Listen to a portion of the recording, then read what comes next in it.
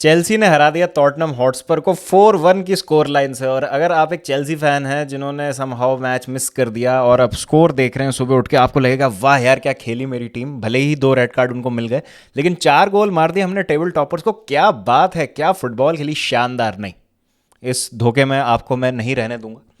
मैं बताऊंगा आपको एग्जैक्टली क्या हुआ इस मैच में and why this score line is flattering to deceive. अगर कोई पूछता है कि इस मैच को आपको टैक्टिकली जो है बताना है कि क्या चल रहा था, आपको बताना है कि क्या दोनों टीमें जो हैं वो करने की कोशिश कर रही थी, तो बहुत आसान है।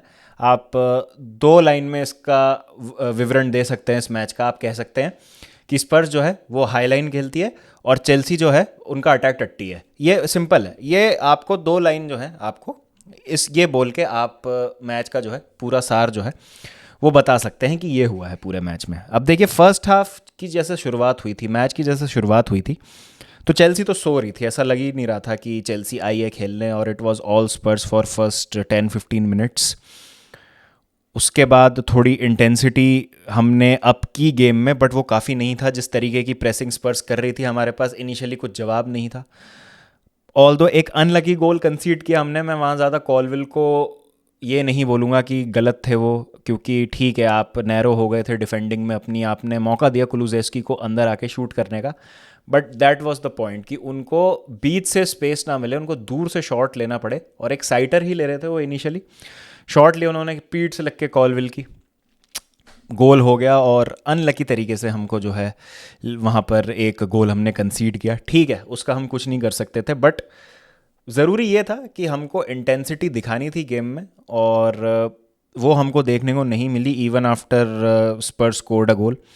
एक और लकी मोमेंट आता है हमारे लिए, बहुत कम मार्जिन से सॉन जो है वो ऑफसाइड होते हैं, तो वार्निंग साइंस दे दिए हैं स्पर्स ने, एक गोल स्कोर कर दिया, दूसरा ऑलमोस्ट कर दिया था, और आप देख सकते हैं कि हमारे लिए कितनी ज़्यादा मुश्किलें होने वाली हैं उस मैच में। लेकिन स्टिल हमने फिर काउंटर प्रेस किया उनको। काइसेडो और गैलेगर बहुत अच्छे थे मिडफील्ड में आज, जिनकी वजह से हमको बॉल पे थोड़ा टाइम मिल रहा था। इंटेंसिटी बढ़ गई मैच की, बहुत सारे फाउल्स होने लगे, चेल्सी गेम में वापस आने लगी।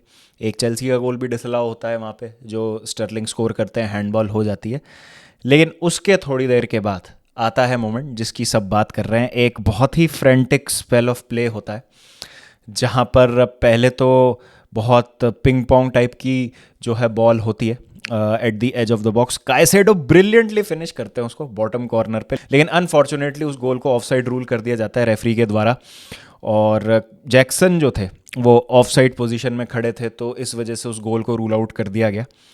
लेकिन फिर जब रेफरी देखते हैं कि उसी प्ले में एक और चीज़ हुई थी, क्रिश्चियन रेमारो ने अपने Argentine counter part Enzo Fernandez से बॉल जीतते समय जो फॉलो थ्रू में अपना पैर था वो स्टड्स के साथ पूरा उनकी शिन पे लगा दिया, और जिसकी वजह से उनको रेड कार्ड दिया गया। अब बहुत यहाँ पर डिबेट हो रही है कि ये तो रॉब हो गए भाई टॉटनहम हॉटस्पर, और चेल्सी ने रॉब कर दिया स्पर्स को, और ना वो रेड कार्ड था ना वो पेनल्टी थी, भैया उसने बॉल पे मारी थी। देखिए, अब ऐसा है, रूल मुझे नहीं पता कि क्या है ये रेड कार्ड, लेकिन 2-3 बार और प्लेयर्स को मिल चुका है इसी सीज़न की। अगर हम बात करें तो कर्टिस जोन्स, कैसेमीरो, मालो गुस्तो, मैकेलिस्टर, इसी तरीके के रेड कार्ड्स जो हैं वो मिले थे इन प्लेयर्स को। तो फॉलो थ्रू में अगर आपने बॉल भी जीती है लेकिन आपका पूरा जो पैर है वो स्टड्स अप के साथ आपके लगता है प्लेयर पे, आपके अपोनेंट पे, तो वो रेड कार्ड है। तो इसमें डिबेट करने के लिए कुछ नहीं है, रूल मैंने नहीं बनाया, रूल बोलता है ये कि रेड कार्ड होगा। अब ये अनलकी है, वो मैं बिल्कुल अग्री करता हूँ कि अनलकी है, लेकिन जैसा मैंने कहा कि मालो गुस्तो के साथ ये चीज़ हुई थी, तो रोमेरो के साथ भी हो रही है, तो कंसिस्टेंसी है एटलीस्ट डिसीजन में।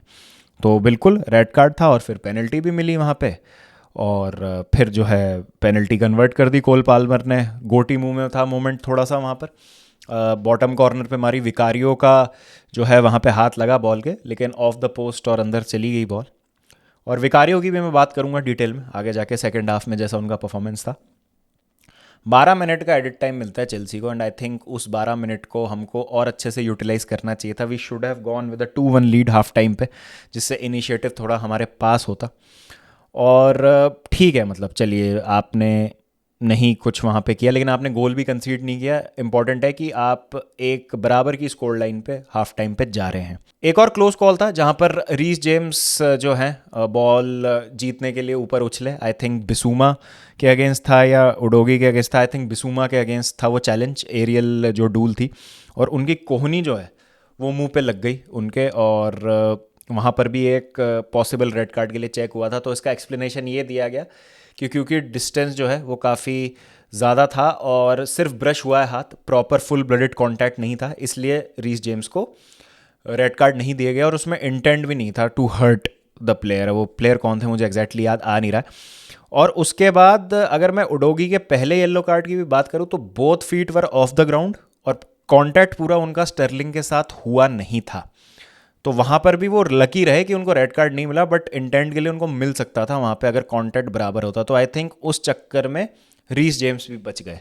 तो ये एक चीज़ थी जो मुझे लगी। तो बहुत कंट्रोवर्सी, और कंट्रोवर्सी तो क्या, मेरे हिसाब से तो सही डिसीजंस थे, बट हाँ ऑब्वियसली स्पर्स फैंस बोलेंगे कि गलत था जो हुआ उनके साथ, और जो डिसीजन थे वो नहीं ऐसे देने चाहिए थे रेफरी को। ठीक है, बट मेरे हिसाब से तो सही था जो भी था, तो मैं वहाँ कंप्लेन नहीं करूँगा। और ऑब्वियसली मेरी टीम का फ़ायदा हो रहा है तो who am I to complain. और बस सेकंड हाफ फिर जब स्टार्ट होता है तो उसके बाद सेम हमको हाईलाइन देखने को मिलती है स्पर्स की तरफ से, जो कि काफ़ी सरप्राइजिंग था मेरे लिए। और उसके बाद उडोगी को दूसरा येलो कार्ड मिल जाता है, और वो भी क्लियर फाउल था। आई थिंक उसमें कोई डाउट नहीं था। उडोगी का आप रिएक्शन देख सकते हैं जब उन्होंने स्टर्लिंग को गिराया, उनको पता था कि वो सेंट ऑफ होने वाले हैं, जिस तरीके का वो टैकल था, और 9 मैन हो जाती है स्पर्स। दो जो और बड़े मोमेंट हुए थे फर्स्ट हाफ में जिनको मैं मेंशन करना भूल गया, वो ये था जेम्स मैडिसन की इंजरी और वेंडी वेन की इंजरी। दोनों ही कांटेक्ट नहीं हुआ था उन दोनों इंजरीज में, दोनों ही ऑफ द बॉल इंजरीज हुई हैं। तो एक चिंताजनक बात है दोनों प्लेयर्स के लिए, बिकॉज इस तरीके की जब इंजरीज होती हैं तो आपको पता होता है कि something is seriously wrong. Impact injury नहीं थी ये कि थोड़ा सा आप उसको वॉक ऑफ कर दें या थोड़ा सा आप भागेंगे चलेंगे तो ठीक हो जाएगा। इंजरी थोड़ी सीरियस लग रही है, स्पेशली वेंडी वैन की, जिस तरीके से उन्होंने अपनी हैमस्ट्रिंग है उसको क्लच किया था। तो वो भी एक बात थी जो स्पर्स के लिए बहुत ज़्यादा घातक साबित हुई कि उनके दो मेन प्लेयर जो रहे इस सीज़न अभी तक, मिकी वेंडी वैन और जेम्स मैडिसन, दोनों इंजरी से बाहर हो गए। उसके ऊपर एक रेड कार्ड मिल गया क्रिश्चियन रोमेरो को, और उसके बाद उडोगी को भी रेड कार्ड मिल गया सेकेंड हाफ की शुरुआत में। तो अब चेल्सी के पास कोई बहाना नहीं था यहाँ पे मैच नहीं जीतने का। और जिस तरीके की हाईलाइन खिला रही थी स्पर्स, अब देखिए यहाँ पर क्या होता है, दो चीज़ें होती है लाइफ में, एक होती है बहादुरी, दूसरी होती है बेवकूफ़ी, और दोनों में ये ना बहुत डिफरेंस होता है, एक बहुत लेश मात्र जो है एक फ़र्क होता है इस लाइन में। तो ये जो लाइन है आज आई थिंक स्पर्स कहीं ना कहीं इस पे वॉन्डर कर रही थी अप टू द मिनट जब जैक्सन ने दूसरा गोल नहीं मारा था। तो जब तक तो ये काम कर रहा था, जब तक उन्होंने गोल नहीं मारा था। अगर ये सिचुएशन किसी और टीम के साथ होती ना विद हाफ डिसेंट फिनिशर्स, मैं सिटी लिवरपूल की तो बात ही नहीं कर रहा हूँ, सिटी लिवरपूल आर्सेनल की तो मैं बात ही नहीं कर रहा हूँ, मैं बात कर रहा हूँ एस्टन विला के पास अच्छे फिनिशर्स हैं, वेस्ट हैम के पास अच्छे फिनिशर्स हैं, ब्राइटन के पास बहुत अच्छे फिनिशर्स हैं, ब्रेंटफर्ड के पास अच्छे फिनिशर्स हैं। मुझे लगता है हमारी टीम से ज़्यादा अच्छे फिनिशर्स बाकी सारी टीम्स में हैं, और ज़्यादा अच्छे डिसीजन मेकर्स हैं फाइनल थर्ड में।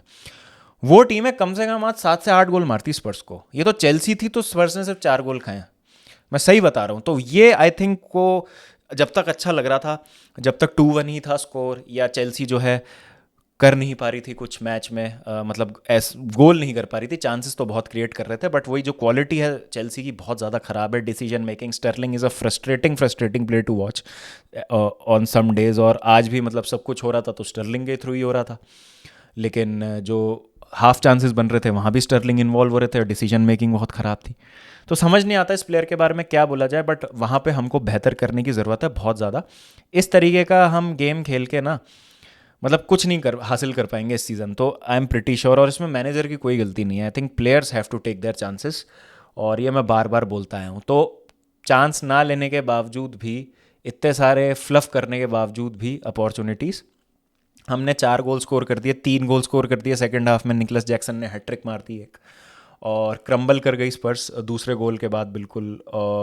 दूसरे गोल के बाद नहीं, इनफैक्ट लास्ट के स्टॉपेज टाइम में स्पर्स जो है वो क्रम्बल कर गई थी, बिकॉज अगर आपको याद हो तो दूसरे गोल के बाद एरिक डायर ने गोल स्कोर कर दिया था जो जस्ट ऑफ साइड हुआ था, और उसके बाद यूंगमिन सॉन ने भी एक बहुत अच्छा चांस क्रिएट किया जहाँ पे सैंचेज ने उसको सेव किया था, और बेंटंकुर को भी एक चांस मिला था। तो ये 9 मैन से कर रही थी स्पर्स।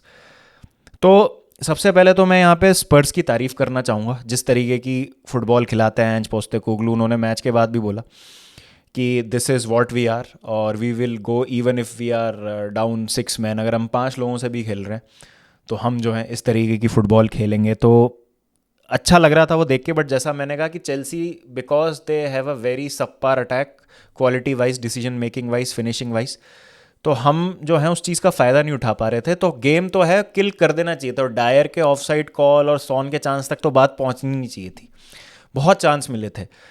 तो ये एक चीज़ है जो आई थिंक स्पर्स, मेरे ख्याल से जो मुझे समझ नहीं आई कि स्पर्स क्यों कर रही थी। बट आई एम थैंकफुल कि वो इस तरीके की खेल रहे थे फुटबॉल, बिकॉज लो ब्लॉक अगर वो बैठ जाते तो 1-1 स्कोर रहता, हो सकता है वो जीत ही जाते हमारे अगेंस्ट। लेकिन 2-1 के बावजूद भी स्पर्स अटैक कर रही है, हमको प्रेस कर रही है, हाई लाइन मेंटेन किए हुए है, और उनके होम में मैच चल रहा है, 2 मैन डाउन वो हैं, 9 मैन से वो खेल रहे हैं। इनिशिएटिव आपके पास है, बेंच पे ऑप्शंस आपके पास हैं, सब्सटीट्यूट्स आपके पास बचे हैं, लेकिन फटी हुई भी आपकी है। मुझे तो यही समझ नहीं आ रहा क्यों घबरा क्यों रहे थे आप इतना। और डिसीजन मेकिंग को क्या, इवन रीस जेम्स की decision making offensively, defensively was good, but offensively Reece James ने क्या किया सेकंड हाफ में, बिल्कुल हड़बड़ा रहे हैं प्लेयर्स। एक ओकेजन था जब कुकुरेया थ्रू ऑन गोल हो गए, स्टर्लिंग को पास कर सकते थे, खुद गए गोल स्कोर करने। एक ओकेजन थी जब 3-on-2 थे, रहीम स्टर्लिंग बॉल लेके भाग रहे थे, एक साइड निकलस जैक्सन थे, एक साइड कोल पाल्मर थे, घटिया सा पास दे दिया डिफेंडर को, इंटरसेप्ट हो गई बॉल, कोल पाल्मर को खेलना चाह रहे थे। तो या तो ये प्लेयर्स में क्वालिटी नहीं है बिल्कुल आगे जाके, या ये एक दूसरे को ट्रस्ट नहीं करते, या ये फेलियर से बहुत ज़्यादा डर रहे हैं कि भाई एक नया बंच ऑफ प्लेयर्स है, सारा एक नया स्क्वाड है, और मैनेजर जो है अभी भी फिगर आउट कर रहा है किस प्लेयर को उसको खिलाना है, किस प्लेयर को बिठाना है। तो भाई मुझे जो चांस मिलता है मैं उस पर गोल मार देता हूँ, क्या पता मुझे ड्रॉप कर दिया जाए अगले मैच के लिए। तो ये चीज़ जो है मुझे मतलब मेरे लिए एक सही चीज़ हो जाएगी कि मैं अपना गोल जो है सिक्योर करके अपनी जगह जो है कायम कर लेता हूँ इस टीम में। तो या तो ये 3 चीज़ें हैं, ये तीन लॉजिकल एक्सप्लेनेशंस हैं। क्वालिटी नहीं है प्लेयर्स में डिसीजन मेकिंग की या फिनिश करने की, ट्रस्ट नहीं करते हैं एक दूसरे को। स्टर्लिंग को लगा होगा कि मैं जैक्सन को पास दे दूंगा तो शायद वो फिनिश ना कर पाए, स्क्वांडर कर दे अपॉर्चुनिटी, बेटर है पाल्मर के पास चला जाता हूँ।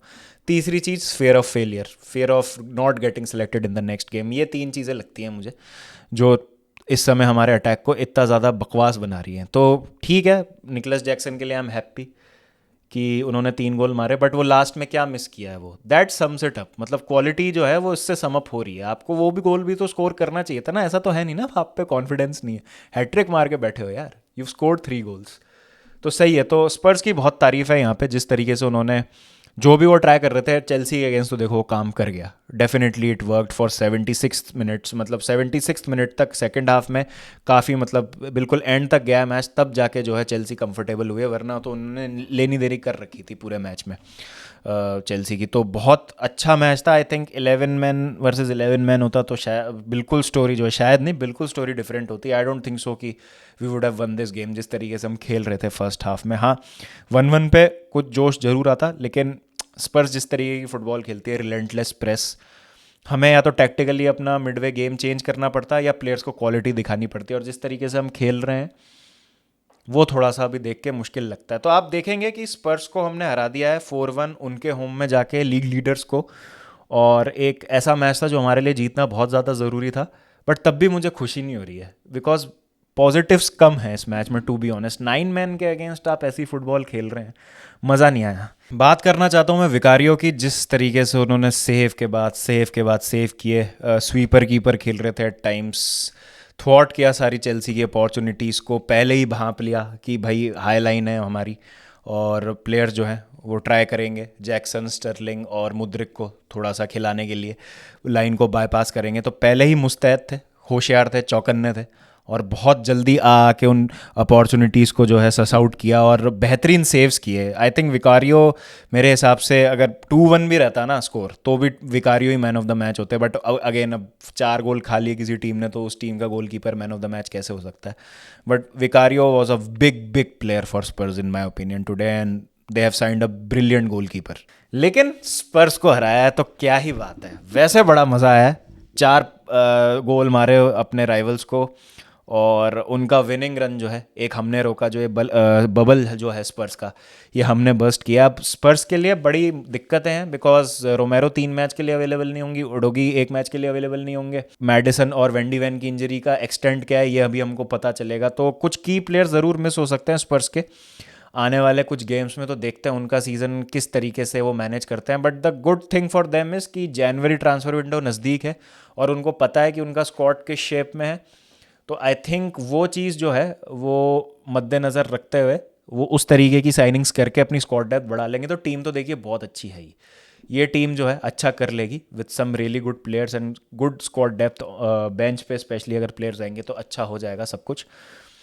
बट हाँ, इस तरीके की दिलेरी दिखाना और इस तरीके की बहादुरी दिखाना जो कि बेवकूफ़ी में तब्दील हो गई बाद में जाके, तो ये जो चीज़ है आई थिंक प्लान भी कुछ रेडी करके रखना होगा पोस्टेकोग्लू को ऐसी सिचुएशंस में। तो आपकी क्या राय है इसमें? Please do let me know in the comment section. मेरे हिसाब से तो रेफरिंग डिसीजन एक भी गलत नहीं था, सही हुआ है। और वीएआर जो है वो कभी आपके फेवर में वर्क करेगा, कभी आपके अगेंस्ट वर्क करेगा। लास्ट सीज़न यार देखो, रोमेरो ने कुकुरेया के बाल पकड़ के पटक दिया था उनको, और जो चेल्सी को मैच जीतना चाहिए था वो सेंडिंग ऑफ होनी चाहिए थी, साफ बात है, और वो गोल किक मिलनी चाहिए थी चेल्सी को, और वहाँ पे मैच खत्म हो जाता। 2-1 चेल्सी वो मैच जीत जाती, जो लास्ट मिनट में हैरी केन ने इक्वलाइजर स्कोर कर दिया था। और आज के ही मैच में लीवाई कॉल्विन को लात मारी थी ऑफ द बॉल क्रिश्चियन रोमेरो ने, वो भी चेक नहीं हुआ था फॉर फाउल प्ले।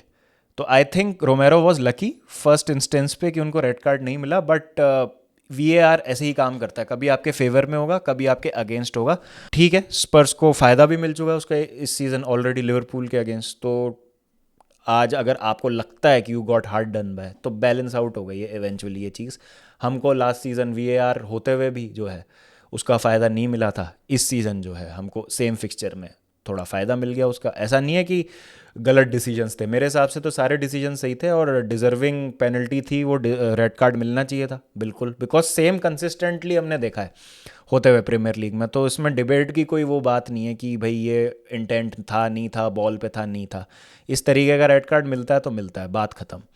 तो अगर वो वाली बात है तो I don't think so that's a point of discussion. But main thing is कि हमने जो ये रन है हमारा अक्टूबर वाला, उसमें ब्रेंटफर्ड से हार के हमने यार गलत किया है। आई थिंक आर्सेनल वाली परफॉर्मेंस अच्छी थी, वो भी मैच वैसे तो जीतना चाहिए था कायदे से, बट आर्सेनल के अगेंस्ट 1 पॉइंट, स्पर्स के against 3 point, it's a decent start मैं कहूँगा, not a perfect start. But अब मैं ये कह सकता हूँ कि सिटी वाला मैच चलो हम, I am prepared for the worst, मुझे पता है कि क्या होने वाला है उस मैच में।